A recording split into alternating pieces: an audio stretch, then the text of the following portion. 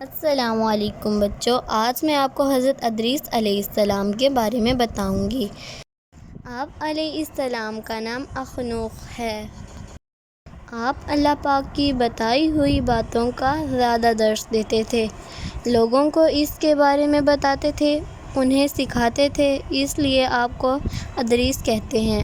ادریس مطلب زیادہ درس دینے والا۔ آپ سے پہلے دنیا میں 2 اور نبی آ چکے تھے۔ آپ دنیا میں آنے والے تیسرے نبی تھے۔ آپ کے زمانے تک دنیا میں بہت انسان آ چکے تھے۔ ان کی ضرورتوں اور کام کو آسان بنانے کے لیے آپ نے بہت سی نئی چیزیں ایجاد کیں۔ کیا آپ کو معلوم ہے پین جس سے ہم لکھتے ہیں سب سے پہلے آپ علیہ السلام نے ہی بنایا؟ کیا آپ کو معلوم ہے کپڑے سینے کا کام بھی سب سے پہلے آپ علیہ السلام نے کیا؟ اس سے پہلے لوگ سلے ہوئے کپڑے نہیں پہنتے تھے۔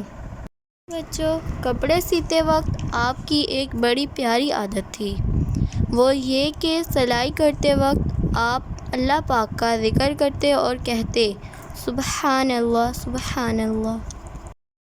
ہم سب جانتے ہیں کہ حضرت عیسیٰ علیہ السلام زندہ ہیں اور آسمانوں میں رہتے ہیں، ایسے ہی حضرت ادریس علیہ السلام بھی زندہ ہیں اور آسمان پر رہتے ہیں۔